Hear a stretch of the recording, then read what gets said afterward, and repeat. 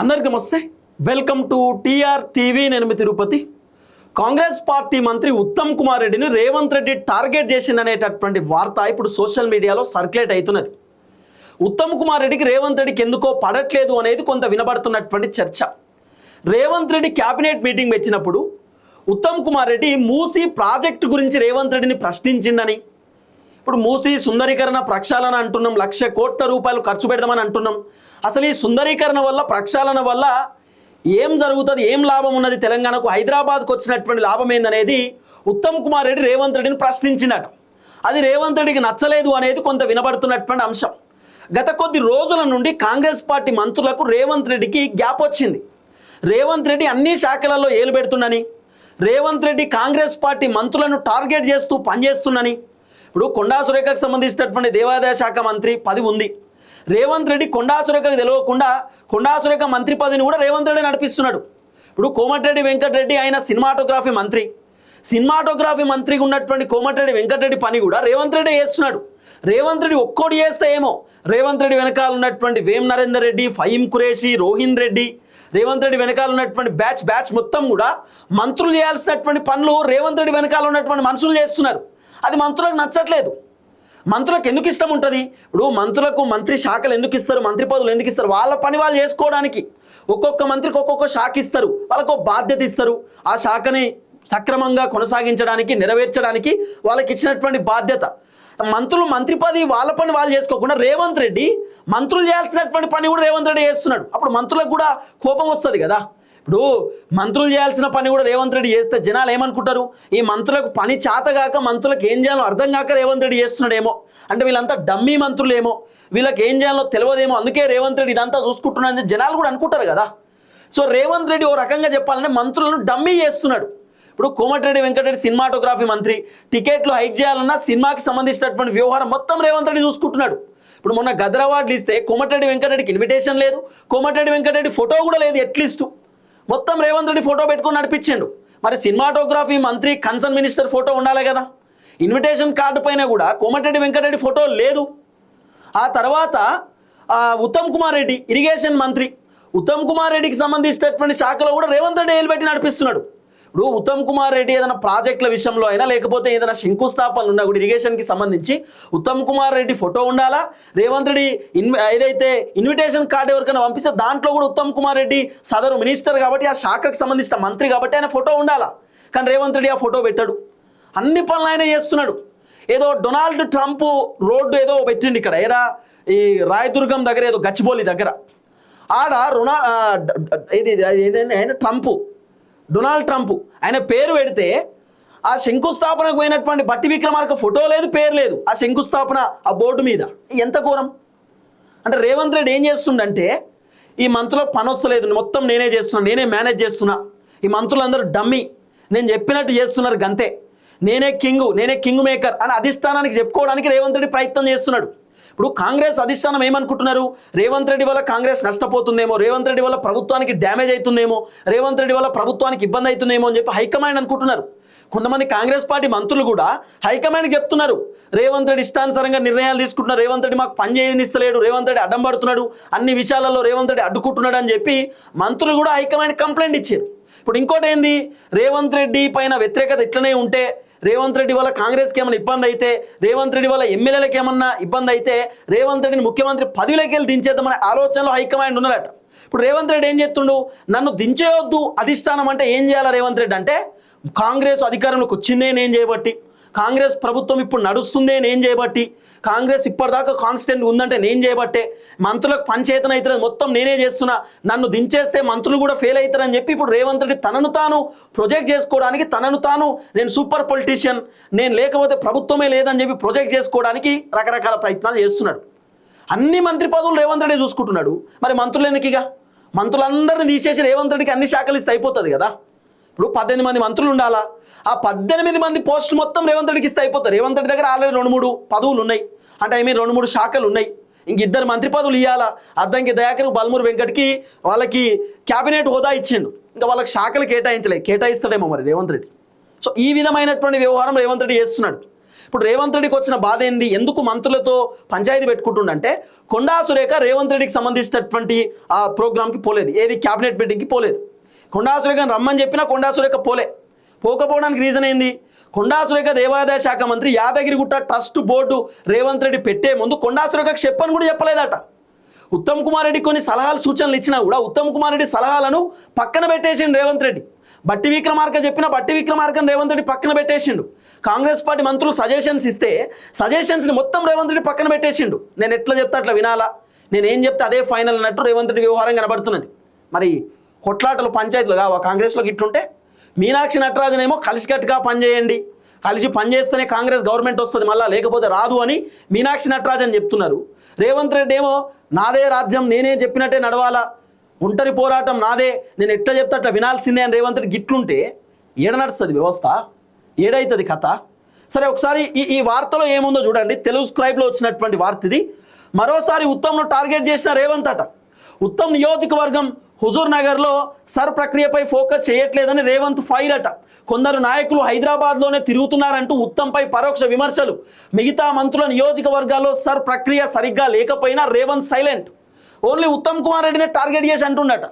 SIR ప్రక్రియ correct చేస్తలేరు, ఈ ఎస్ఐఆర్ సర్ ఏదైతుందో ఈ ఓటుకు సంబంధించినటువంటి అంశాన్ని ఉత్తమ్ కుమార్ రెడ్డి పట్టించుకుంటలేడు, వాళ్ళ నియోజకవర్గంలో సరిగ్గా పనిచేస్తలేడు, ఉత్తమ్ కుమార్ రెడ్డి హైదరాబాద్కే పరిమితం అయిపోయిందని చెప్పి రేవంత్ రెడ్డి ఉత్తమ్ని టార్గెట్ చేసి మాట్లాడుతుండట. ఇప్పుడు మిగతా మంత్రులు కూడా హైదరాబాద్లోనే ఉంటున్నారు, మిగతా మంత్రులు కూడా నియోజకవర్గాలలో జిల్లాలలో తిరుగుతలేరు. మరి మిగతా మంత్రులను రేవంత్ రెడ్డి ఎందుకు అంటలేడు? ఎందుకు అనడు అంటే ఉత్తమ్ కుమార్ రెడ్డి నెక్స్ట్ సీఎం అనే ఒక చర్చ వినబడుతున్నది. ఒకవేళ రేవంత్ రెడ్డిని ముఖ్యమంత్రి పదవిలోకి వెళ్ళి దించేస్తే నెక్స్ట్ ముఖ్యమంత్రి పోస్ట్లో ఉత్తమ్ కుమార్ రెడ్డి ఉండొచ్చు అనేది ఒక పెద్ద చర్చ. 2 years ఉత్తమ్ కుమార్ రెడ్డినే కాంగ్రెస్ అధిష్టానం ముఖ్యమంత్రి కుర్చీలో కూర్చోబెట్టవచ్చు అనేది ఒక పెద్ద వార్త వినబడుతున్నది.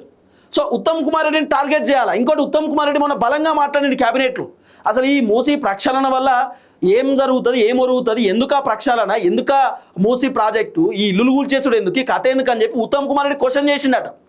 రేవంత్ రెడ్డి హైడ్రా పట్టుకొచ్చినప్పుడు కూడా ఉత్తమ్ కుమార్ రెడ్డి క్వశ్చన్ చేసిండట, ఎందుకు ఈ హైడ్రా, ఎందుకు ఈ విధ్వంసం, జనాలు మొత్తం తిరుగుబాటు చేస్తున్నారు, ఇబ్బంది అవుతుంది ప్రభుత్వానికని ఉత్తమ్ కుమార్ రెడ్డి రేవంత్ రెడ్డి పైన క్వశ్చన్ చేసిండు, ప్రశ్నించిండు. ఆ తర్వాత ఉత్తమ్ కుమార్ రెడ్డి ఇంకో ముచ్చట చెప్పిండు, నా ఇరిగేషన్ శాఖలో రేవంత్ రెడ్డి ఎందుకు వేలు పెడుతున్నాడు, నా ఇరిగేషన్ శాఖకు సంబంధించిన ఫైల్స్ రేవంత్ రెడ్డి ఎందుకు పక్కన పెడుతున్నాడు, ఎందుకు సంతకాలు పెడతలేడు, ఏం జరుగుతుందని రేవంత్ రెడ్డిని క్వశ్చన్ చేస్తే రేవంత్ రెడ్డి చెప్పినట్టు దాంట్లో కొన్ని తప్పులు ఉన్నాయి కాబట్టి పక్కన పెట్టినా అన్నాడట. మరి అన్ని శాఖలో లేనటువంటి తప్పులు నా శాఖలోనే ఏడ కనబడుతున్నాయి మీకు అని చెప్పి ఉత్తమ్ కుమార్ రెడ్డి రేవంత్ రెడ్డిని గొడవకి దిగిండిగా ఓ రకంగా చెప్పాలంటే ప్రశ్నించిండు. ఒక టైట్ ఫైట్ లెక్క జరిగిందంటే, మాటల యుద్ధం జరిగిందట ఎక్కడ, క్యాబినెట్లో ఒక చర్చ. ఇక రేవంత్ రెడ్డి ఏంటంటే ఉత్తమ్ కుమార్ రెడ్డి నన్ను ప్రశ్నిస్తాడా, ఉత్తమ్ కుమార్ రెడ్డి నా పైన తిరగబడతాడా, ఉత్తమ్ కుమార్ రెడ్డి నన్ను క్వశ్చన్ చేస్తాడా, నేనేందో చూపిస్తా అనేది రేవంత్ రెడ్డి వర్షన్ కావచ్చు. అందుకే రేవంత్ రెడ్డి ఉత్తమ్ కుమార్ రెడ్డిని టార్గెట్ చేస్తూ వస్తున్నాడు అనేది కొంత వినబడుతున్నటువంటి చర్చ. మూసీ ప్రాజెక్టుపై ప్రశ్నించాడనే అక్కసుతో ఉత్తమ్ను డైరెక్ట్ టార్గెట్ చేస్తున్న రేవంత్ అట. సొంత శాఖలో ఉత్తమ్ను బైపాస్ చేసి డమ్మీగా మార్చేందుకు రేవంత్ తెర వెనకాల కుట్రలట. ఆల్రెడీ రేవంత్ రెడ్డి 2-3 మంత్రులను డమ్మీ మంత్రులుగా చేసేసిండు. వ్యవసాయ శాఖ మంత్రి తుమ్మల నాగేశ్వరరావుని డమ్మీ చేసిండు, కొండా సురేఖను డమ్మీ చేసిండు, జూపల్లిని డమ్మీ చేసిండు, బట్టి విక్రమార్కని డమ్మీ చేసిండు రేవంత్ రెడ్డి. ఇప్పుడు ఏమన్నా అంటే రేవంత్ రెడ్డి నేను చెప్పినట్టే వినాలా, ఇక మంత్రులు ఎందుకు, మరి నువ్వు చెప్పినట్టు వింటే మొత్తం నువ్వు చెప్పినట్టు వినుకుంటుంటే ఇక మంత్రులు ఎందుకు, మంత్రులకు పదవులు ఎందుకు, ఇక ఈ విధంగా ఉంది కథ. ఇగో పౌర సరఫరాల శాఖలో సైతం ఉత్తమ్కు సమాచారం ఇవ్వకుండా విజిలెన్స్ విచారణట.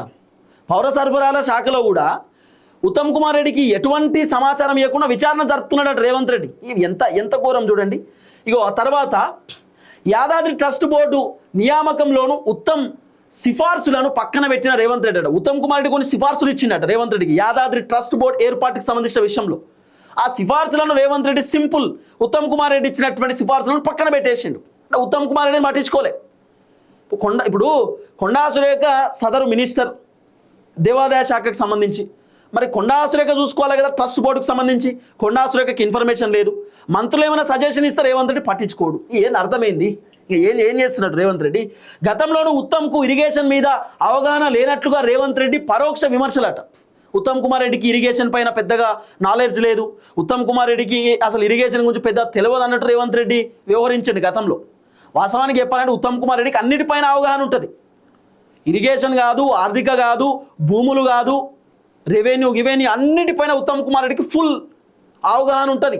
ఎందుకంటే ఉత్తమ్ కుమార్ రెడ్డి చాలా సీనియర్ లీడర్ కదా, కాంగ్రెస్లో పుట్టి పెరిగినటువంటి వ్యక్తి, ఆయన చాలా కీలకమైనటువంటి వ్యక్తి. ఉత్తమ్ కుమార్ రెడ్డి దేశం కోసం పనిచేసేటటువంటి వ్యక్తి కదా, ఆయన సోల్జర్ కదా. ఇంకా ఉత్తమ్ కుమార్ రెడ్డికి ఏం తెలియదు అని చెప్పి రేవంత్ రెడ్డి గతంలో ఆయన ఒక వివరణ కనబడ్డది. అంటే ఉత్తమ్ కుమార్ రెడ్డికి ఏం తెలియదు అన్నట్టుగా రేవంత్ రెడ్డి గతంలో ఒక అంశాన్ని క్రియేట్ చేసిండు. ఇగో కృష్ణా గోదావరి జలాలపై ఉత్తమ్ ప్రజెంటేషన్ ఇస్తుండగానే లైవ్ కట్ చేసిన రేవంత్ అట. ఉత్తమ్ కుమార్ రెడ్డి ఆ తర్వాత 2-3 మంత్రులు ప్రెస్ మీట్ పెట్టి మాట్లాడుతున్నారండి. ప్రెస్ మీట్ పెట్టి మాట్లాడుతున్న టైంలో ప్రజెంటేషన్ ఇస్తున్నారు, పవర్ పాయింట్ ప్రజెంటేషన్ ఇస్తున్న టైంలో మరి అది రేవంత్ రెడ్డి కట్ చేయించిండి అంటున్నారు. మధ్యలో లైవ్ కట్ అయిపోయింది, గవర్నమెంట్ లైవ్ కట్ అయిపోయింది. ఇప్పుడు గవర్నమెంట్ లైవ్ ఎట్లా కట్ అవుతుంది? ఒక మంత్రి మాట్లాడుతుంటే ప్రోటోకాల్ అనేది ఉంటుంది కదా, ఎట్లా కట్ అవుతుంది రేవంత్ రెడ్డి ఆదేశాలు లేకపోతే? అంటే ఉత్తమ్ కుమార్ రెడ్డి పైన రకరకాల కుట్రలు చేస్తూ ఉన్నాడు రేవంత్ రెడ్డి అనేది ఒక పెద్ద క్లియర్ చర్చ నడుస్తున్నది. 2023 అసెంబ్లీ ఎన్నికలప్పుడు కూడా ఉత్తమ్ భార్యకు టికెట్ ఇవ్వద్దంటూ రేవంత్ గొడవనట. ఇక ఒక్కింట్లో ఇద్దరికి టికెట్ ఇవ్వద్దని చెప్పి రేవంత్ రెడ్డి గతంలో కూడా ఉత్తమ్ కుమార్ రెడ్డి భార్యకు ఉత్తమ్ పద్మకు టికెట్ ఇవ్వద్దని చెప్పిండట. ఇవ్వకూడదు టికెట్, గట్లెట్లు ఇస్తారు, ఒక్కింట్లో ఇద్దరికి టికెట్లు ఎట్లు ఇస్తారు, ఇవ్వకూడదు అని చెప్పి రేవంత్ రెడ్డి పెద్ద పంచాయతీ పెట్టుకున్నాడట గతంలో. ఇప్పుడు ఎంత విచిత్రం చూడండి. ఇప్పుడు రేవంత్ రెడ్డికి ఉత్తమ్ కుమార్ రెడ్డి పైన ఉన్నటువంటి కోపం ఏంది? ఒకటి ఉత్తమ్ కుమార్ రెడ్డి రేవంత్ రెడ్డిని ప్రశ్నించిండు క్యాబినెట్ మీటింగ్లో. ఎందుకు ఈ ప్రక్షాళన, ఎందుకు ఈ మూసీ కథ, ఇల్లులు కూల్చేసాడు ఎందుకు, ఈ హైడ్రా ఎందుకు, ఆ తర్వాత నా ఇరిగేషన్ ఫైల్ ఎందుకు పక్కన పెడుతున్నావు, దేనికి పక్కన పెడుతున్నావు, నాకు తెలియకుండా నా శాఖలో ఎందుకు వేలు పెడుతున్నారు, మీరు వేలు పెట్టకూడదు, నా పని నేను చేసుకుంటా, మీకు సంబంధం లేదని చెప్పి ఉత్తమ్ కుమార్ రెడ్డి తేల్చి చెప్పేసిండు.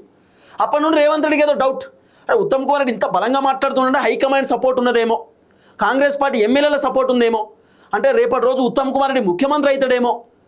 సో ఉత్తమ్ కుమార్ రెడ్డి 80% ముఖ్యమంత్రి కావద్దంటే ఏం చేయాలా? ఉత్తమ్ కుమార్ రెడ్డిని చిన్నగా డమ్మీ చేయాలా, చిన్నగా ఉత్తమ్ కుమార్ రెడ్డిని పక్కన పెట్టేయాలి. సో మంత్రులకు ఎమ్మెల్యేలకు ఉత్తమ్ కుమార్ రెడ్డి పైన నెగిటివిటీ క్రియేట్ చేయాలి, స్ప్రెడ్ చేయాలి. అప్పుడు ఏమవుతుంది? ఆటోమేటిక్ ఉత్తమ్ కుమార్ రెడ్డి ఇక ఆయన కొంచెం లో అయిపోతాడు. అప్పుడు ఇక సీఎం సీటు మిగతా 2 సంవత్సరాలు నాకే ఉంటుందేమో అనే ఆలోచనతో రేవంత్ రెడ్డి ఏమన్నా ఉండడేమో మరి బహుశా. సో రకరకాల కుట్రలతో రేవంత్ రెడ్డి ఉన్నాడు అనేది కొంత వినబడుతున్నటువంటి చర్చ. ఏది ఏమైనా కూడా ఇది కరెక్ట్ కాదు. ఇప్పుడు రేవంత్ రెడ్డికి మంత్రులకు చాలా రకాల పంచాయతీలు అవుతున్నాయి. ఇప్పుడు రేవంత్ రెడ్డి మంత్రులకు సంబంధించిన శాఖలో వేలు పెడుతున్నాడని, ఇష్టానుసారంగా వ్యవహరిస్తున్నాడని, చెప్తే వినట్లేదని, మంత్రులు ఏమైనా సలహాలు సూచనలు ఇచ్చినా కూడా రేవంత్ రెడ్డి పట్టించుకోవట్లేదని. ఇప్పుడు చాలామంది మంత్రులకు సంబంధించిన వ్యవహారాన్ని రేవంత్ రెడ్డి వెనకాల ఉన్నటువంటి బ్యాచ్ చూసుకుంటున్నారు. ఇప్పుడు హోంశాఖ లేదు, హోంశాఖ మొత్తం ఫైమ్ కురేసి చెప్పినట్టు నడుస్తుందట. ఇంకా విద్యాశాఖ అయితే ఇంకా రేవంత్ రెడ్డి ఇష్టం, రేవంత్ రెడ్డి వెనకాల ఉన్నటువంటి అంత బ్యాచ్ నడిపిస్తున్నారు. సో ఇదంతా నడుస్తున్నది, ఓపెన్ రియాలిటీ కదా.